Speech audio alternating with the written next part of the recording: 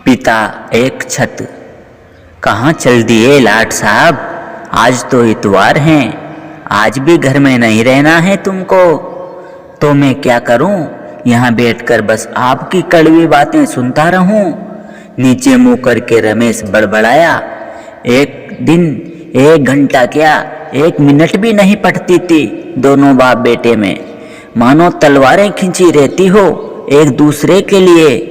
और इन दोनों के बीच माँ हर समय एक ढाल बनकर खड़ी रहती, किंतु वह ढाल तो कभी कभी छन्ने से नीचे गिर ही जाती और युद्ध चरम पर होता था। ऐसा नहीं था कि रमेश एक बेकार और मुंहजोर लड़का था, वह एक अच्छी नौकरी करके भली भांति जीवन यापन कर रहा था। पिता भूतपूर्व सैनिक थे, आर्मी रिटायर्ड थे, इसलिए उन्हें उनके अनुशासन बहुत प्रिय थे।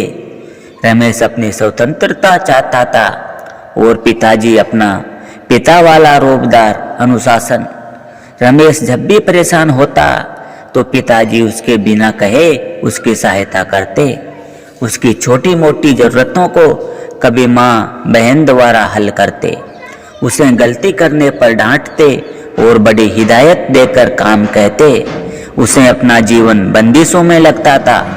शादी हुई, बच्चा हुआ, फिर जब वह जीवन का पाठ समझने लगा जो हमेशा उसके पिता उसे समझाया करते थे, तो पिता छोड़कर चले गए। आज उसके पिता की 13वीं हो गई, सभी मेहमान जा चुके हैं, लेकिन रमेश अपने आप को बिल्कुल नहीं संभाल पा रहा था। आज रमेश के पास स्वतंत्रता तो है, पर पिता की आवाज़ नहीं। उस आवाज़ को वापस लाने का कोई रास्ता नहीं है। पिता के कठोर बोल और उनके अनुशासन के नियम लगते तो बड़े कड़वे हैं, मगर उन कठोर बोलों में, उन अनुशासन के नियमों में एक प्यार छुपा हुआ होता है, एक फिक्र छुपी हुई होती है। जो कठिन अनुभव वो कर चुके होते हैं, वे चाहते हैं कि वो गलती, वो कठिनाई उनके बच्चे को ना हो, उन्हें बाद में पछतावा ना करना पड़े, इसलिए वो एक सावधानी का संकेत करते हैं। दोस्तों, पिता वह छत होती हैं जो अपने साये में रह रहे परिवार को धूप से, बारिश से और सर्दियों में गीली ओस से बचाता है। स्वयं कभी ओलावृष्टि तो कभी तपा देने वाली धूप को सहता है, ताकि उसका परिवार उस असहनीय पीड़ा से बच सके।